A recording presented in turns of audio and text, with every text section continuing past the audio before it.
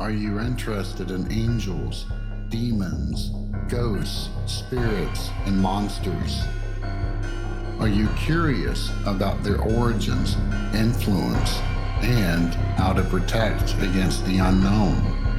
If so, then welcome to Southern Demonology, the podcast that explores all of this and more.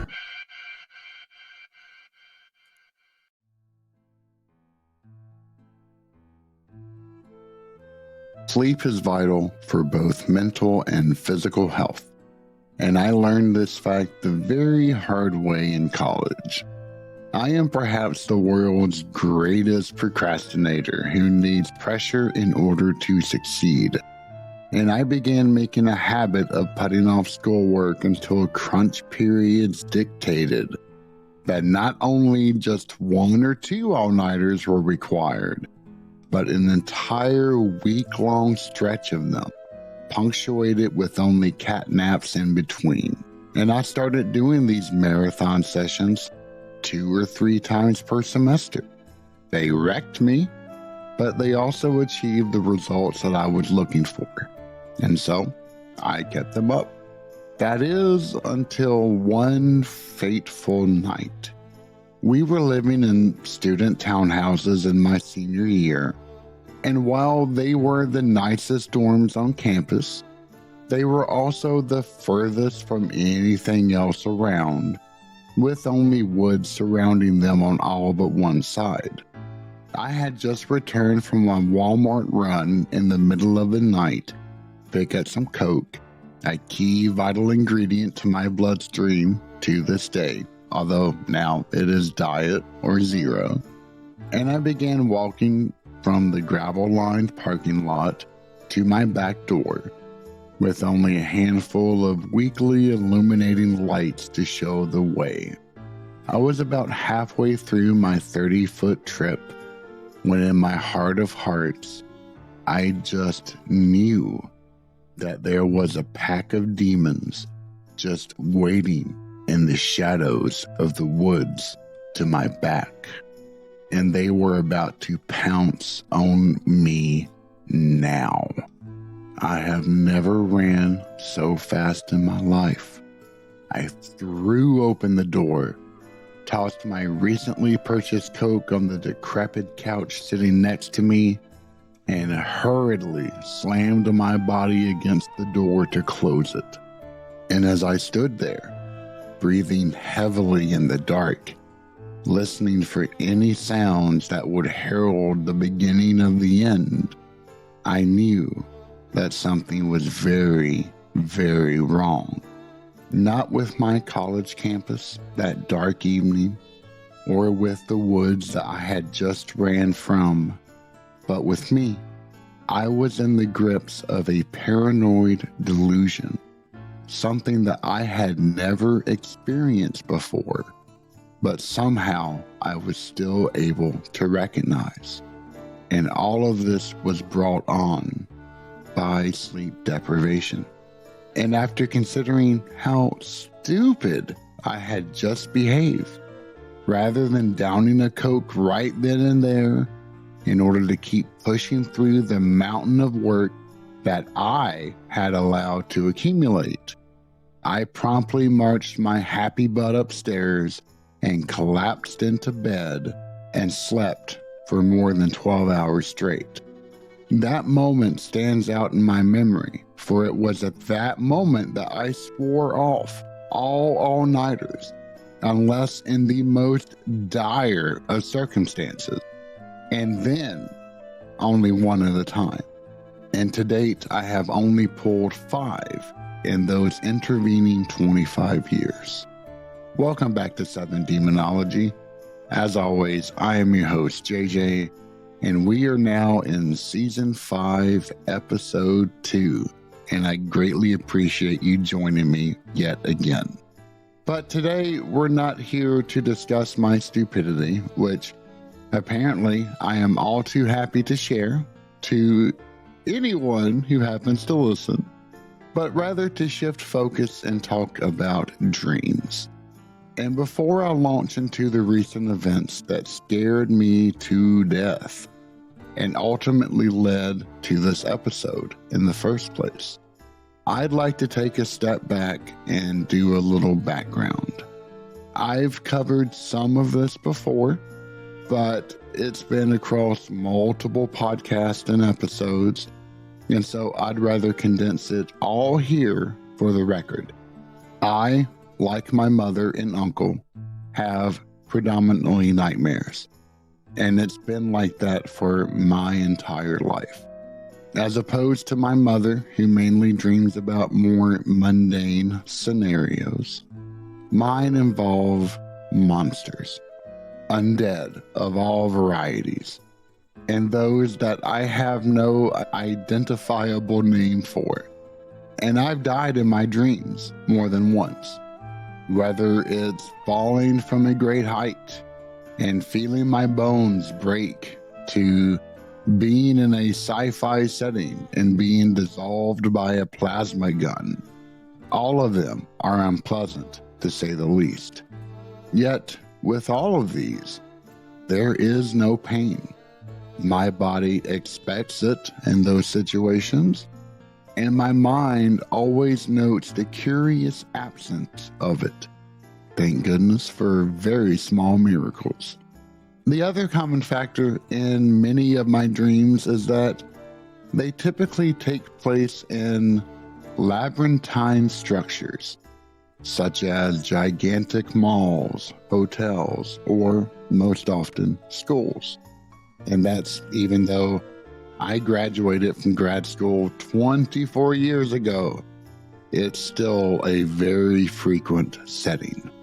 And I do mean labyrinthine in structure.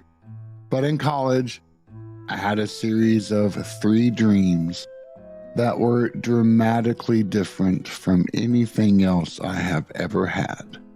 For that is when the demons came.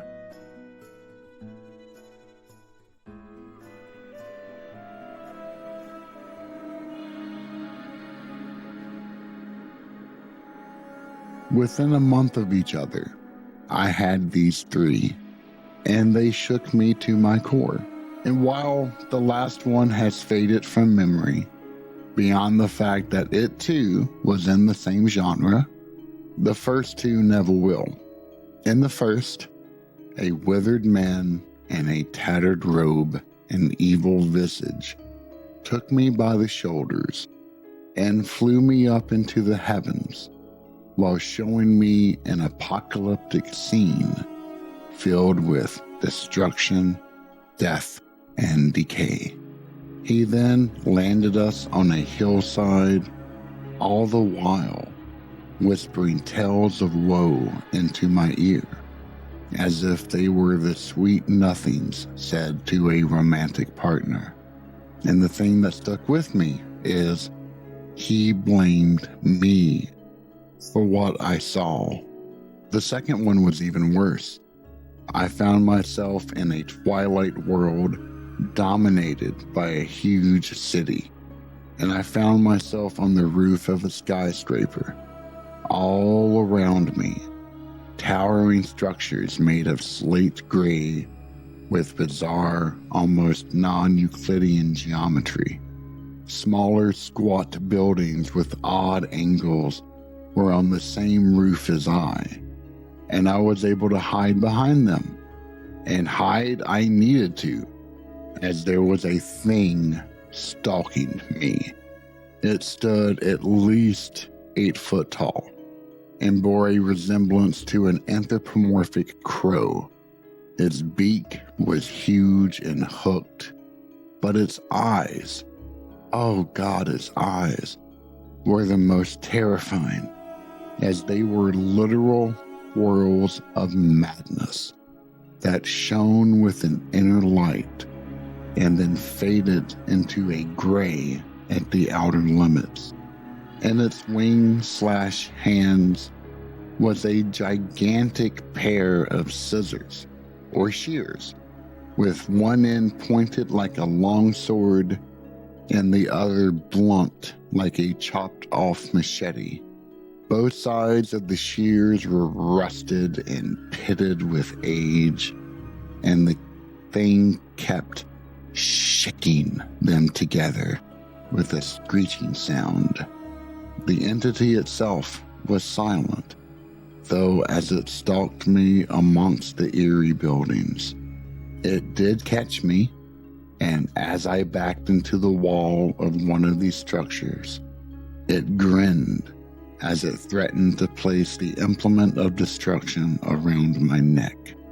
The last thing I remember is staring deeply into those eyes and knowing that they offered only a direct path to hell.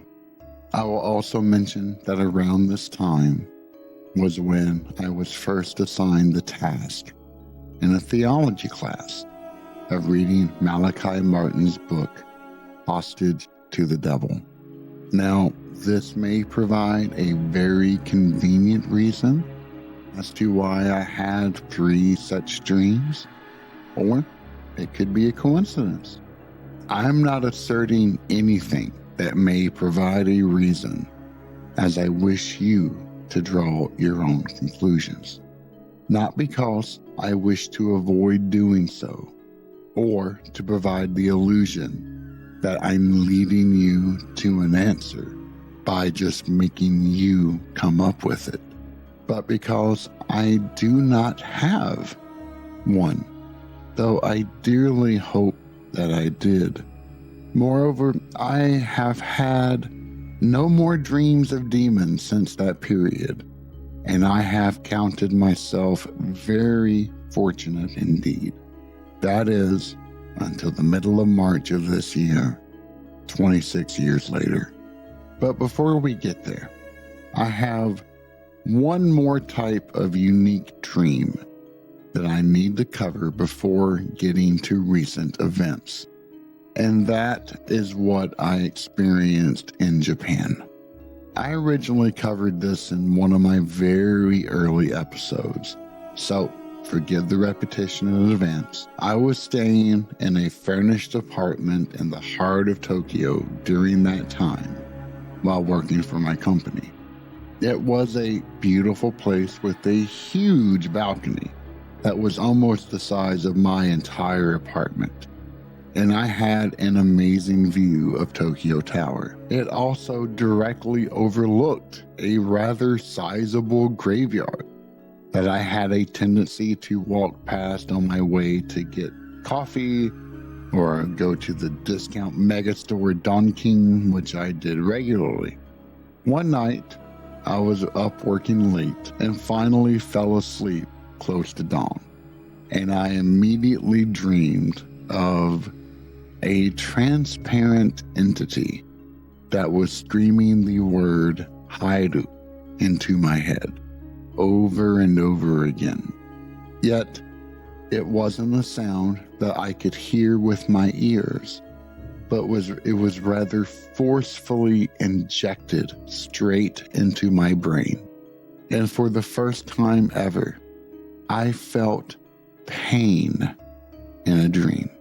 Yet, this was a type of pain I had never felt in my entire life, as it wasn't physical, but almost rather psychic in nature. The next thing I knew, I was jolted awake by my phone sounding an earthquake alarm nearby. However, that word was stuck in my head, even though I did not know the meaning of it. So I ran to my Japanese English dictionary to look it up, and there the chills became very, very tangible, as I saw the meaning was to enter. This thing was demanding entry, and I knew that even if I was capable of doing it, then it would be the very last thing that I ever did. After that day, I refused to walk by that graveyard or even stare at it for long from the top of the balcony.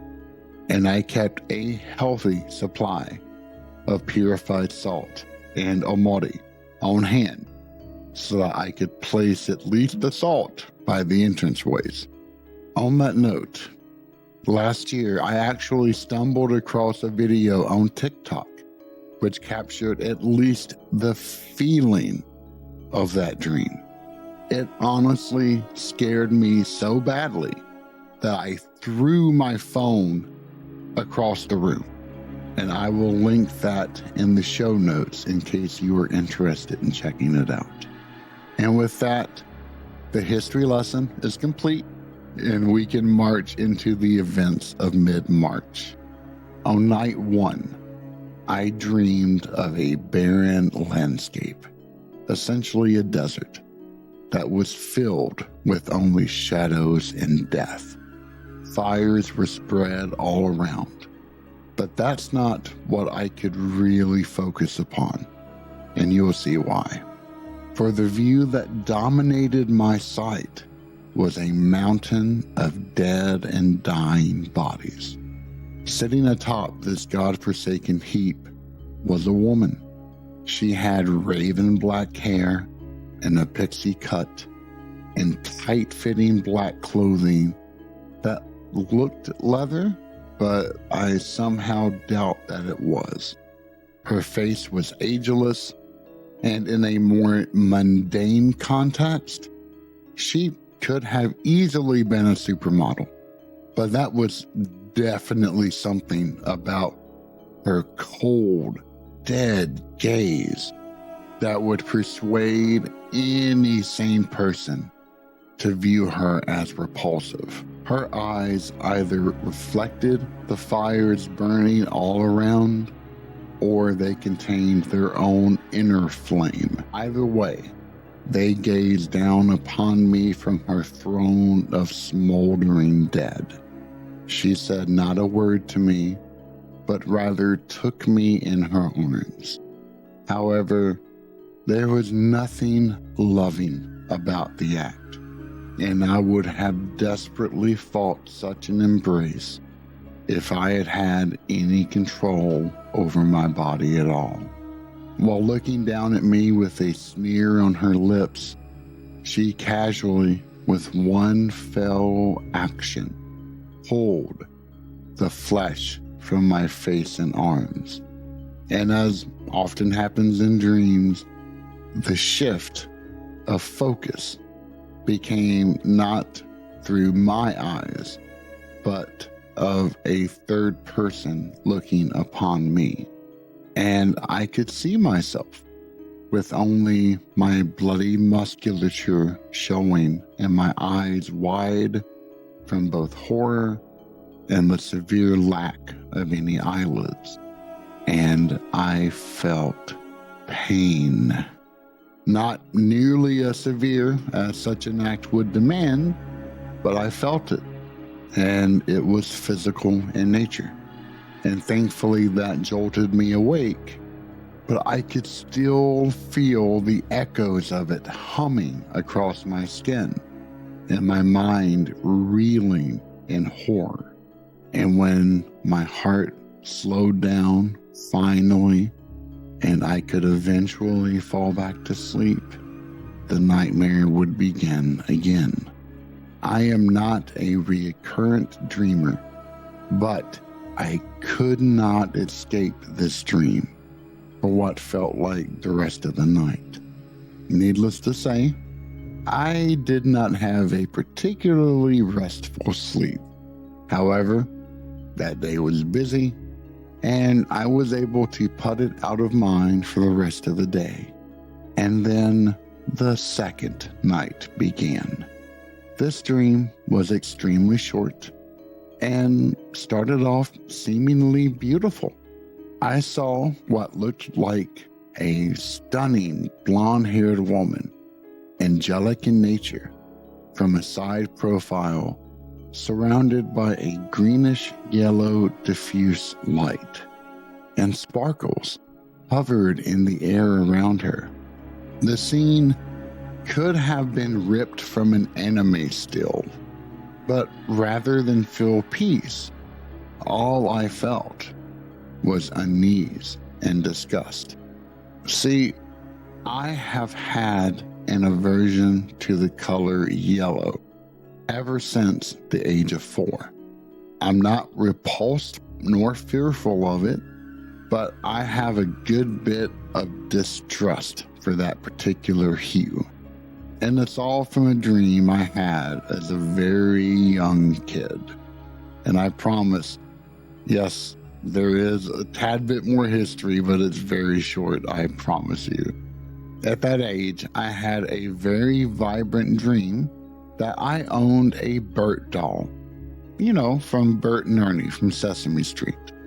Well, as I was carrying it around the house and outside on the front porch of what was then the old house, the color from Bert came off the doll and got on my hands. And no matter what I did to try to rub them clean, the yellow kept spreading. First to the rest of my body, and then to the surrounding environment, and eventually engulfing my family as well. The world became awash with this dull yellow, and everyone and everything in it became very sick. Now, back to my more recent dream.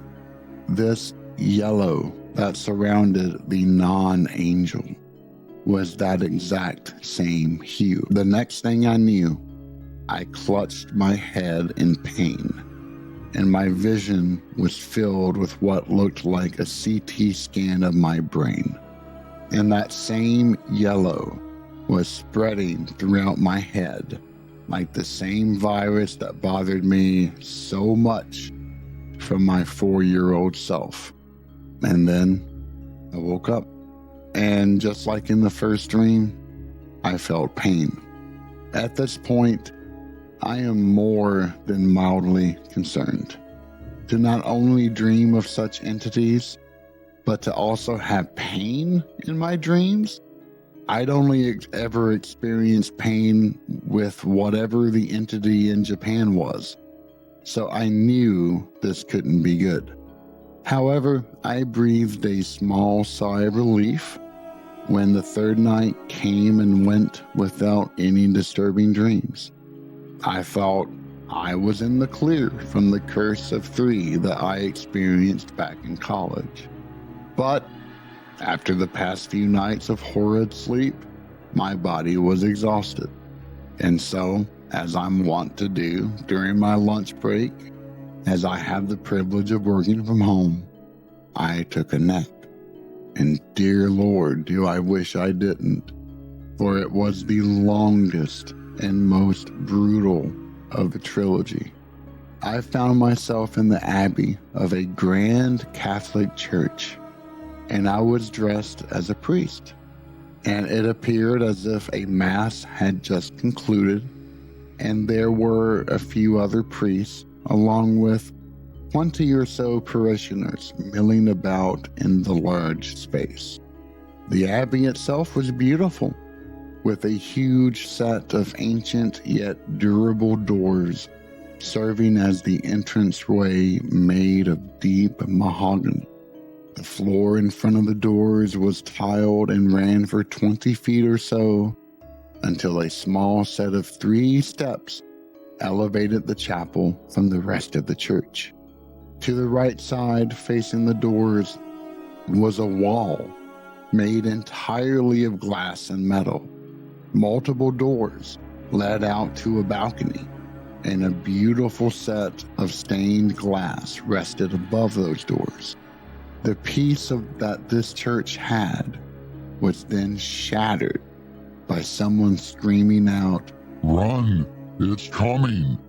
And at that moment, the extremely thick wooden doors that capped the front of the building caved inwards, and a thing lumbered into that abbey, desecrating the sacred space. It had the body of a dragon, blackened scales with 4 legs ending in sharp talons. But that wasn't the focal point. Rather, it was where the head should have been. Rather than one, this thing had a multitude beyond counting all slick black and looking like gigantic carnivorous worms wiggling independently of one another. The thing ponderously lumbered into the building and began eviscerating anyone it could reach, either with its heads lashing out and chomping people in half, or via these strange tentacles that sprouted from its back, whipping out with blade-like appendages on the end of them. People began to scream, and others started directing people to flee out the side doors to the balcony, because at the end of this balcony was a set of switchback stairs that descended several floors until ground level could be reached at the bottom of the hill on which that church was constructed. However, the beast that had invaded the sanctum had another unwelcome surprise in store.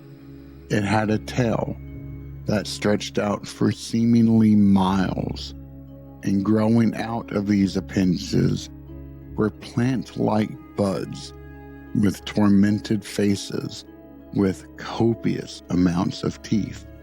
And this tail had been strategically wrapped all the way around the entirety of this church, but especially the stairs leading down.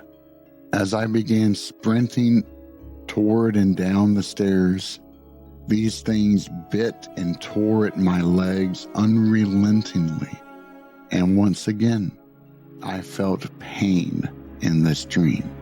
Yet this pain was much worse than any other that I had experienced in the other two dreams, even though the wounds were much more superficial. Somehow it truly felt as if the skin on my legs were being shredded by these teeth. However, after what felt like an eternity, I finally traversed the stairs and made it to a cluster of other priests and lay people who were at the bottom. I somehow knew that I had knowledge that no one else in that assembly did, and so I sought out a particular priest who had an elevated stature above everyone else to warn him that the beast was after him and would gladly annihilate anyone else in its way to get to him. That man smiled upon me with such a beatific smile and said not to worry, and that he would not shy away from his duty to combat it.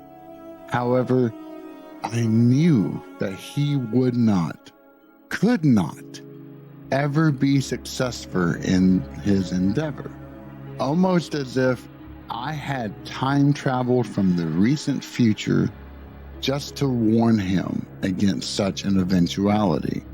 That was how sure I was in the knowledge. Yet, no matter how much I pleaded or begged with him, he still marched forth to confront the demon. And as he was being torn asunder, I awoke in a cold sweat, the pain in my legs fading in comparison to that in my heart, for I knew that the man was our last hope, and that had just been wiped away from the face of the earth. A few days later, I had the pleasure of being the guest on Nickelodeon TV's Vestiges After Dark, which was my third appearance on that program, and the first which was not plagued by other technical difficulties. And before the interview began, which was over demonology in the Hebrew Bible, I asked the bishop who runs the show about the possible meanings behind these dreams, especially the pain part. And he had a very interesting theory. As all of this took place during Lent, he stated that the barriers between this world and the next were naturally weaker, and that could help explain the origin of these dreams. In fact, he was kind enough to send me a delivery kit that members receive after a 3-month duration, which consists of a crucifix in addition to exorcised oil and holy water. In fact, I did an unboxing of this incredibly kind gift and posted it to both YouTube and TikTok.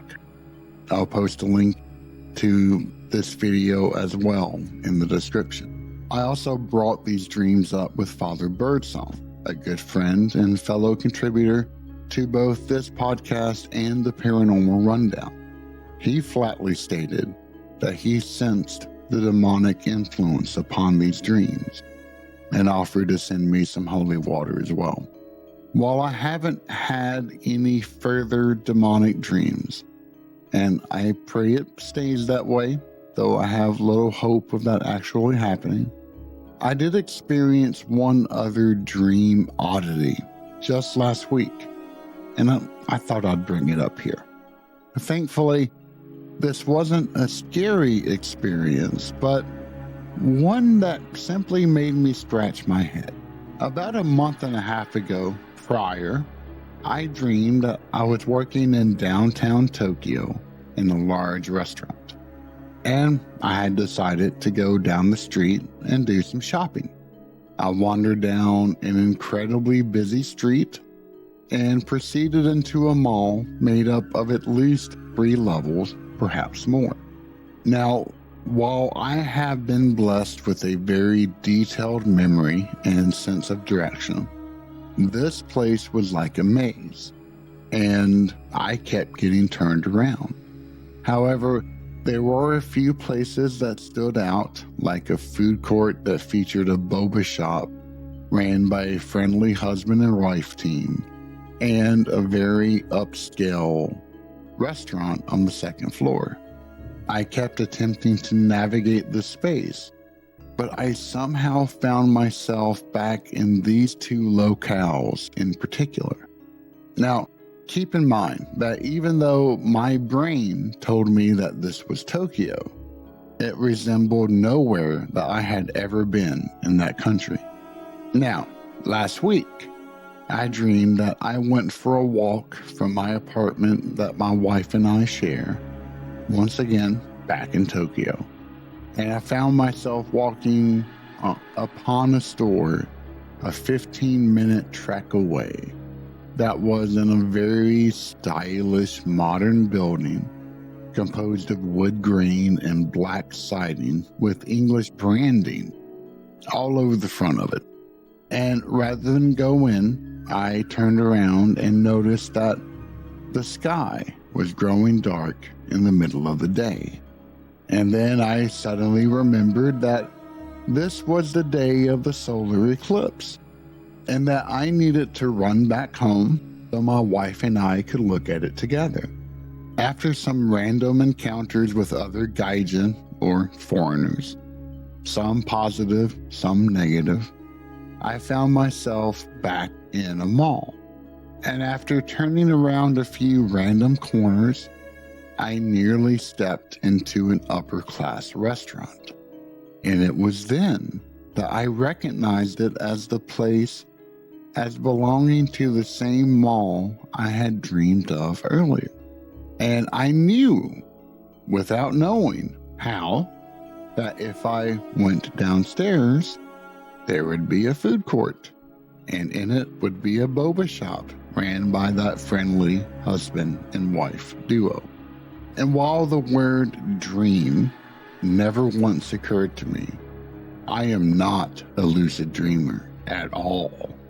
I just immediately accept that whatever I'm seeing is reality. I'd be in real trouble if I was ever in a Star Trek episode where everyone was trapped in their dream. I suddenly knew the quickest way out of the mall, and so I could get back to my wife. So I would love to know from y'all, what strangeness have you encountered in your dreams? Have you dreamed of demons or angels? Have you found yourself in fictional locales that you suddenly recognize from previous dreams? I am not the type of person who puts significance on my nighttime delusions. In fact, I have often considered that one of the primary functions of dreams to be a memory dump, where items in short-term memory that are deemed inessential are purged. That may also account for why dreams are so ephemeral, in that even after repeating their events over and over to oneself in order to try to keep a memory of them, they can still so quickly and effortlessly fade from mind. But I don't think that partial theory could explain the physical pain I felt in these dreams of the demonic I had, nor in coming up with brand new sensations never experienced, as in my Japan encounter. Further, wouldn't the ephemeral nature also discount recognizing a place previously encountered before, only if in another dream? I find myself with unanswered questions, and that leaves me more uncomfortable than anything else. I seek to know. That has always been a driving force for all of my life. While the mysteries are alluring, albeit frightening, they are also deeply frustrating, as there's no ready-made path for solution, or even hints at possible answers.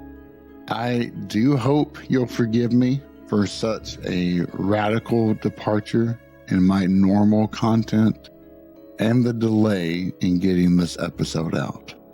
It took far longer and was much more emotionally draining to complete this script that could provide a glimpse into what I experienced without boring you to tears. For I fully know listening to someone else recount random events in a random place, all jumbled together, can be one of the most boring of exercises humanly known. And I hope that I at least kept you somewhat entertained during this retelling. Until next time, stay safe.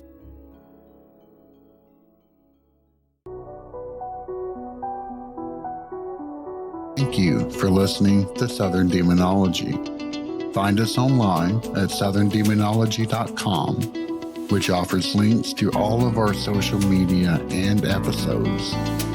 Southern Demonology is solely owned, produced, and edited by myself, and the intro and outro music are composed by me as well. If you have a moment, please rate, like, and share this podcast, as it is the best way to help support my work. As always, I am JJ, and it has been a pleasure to speak to you today.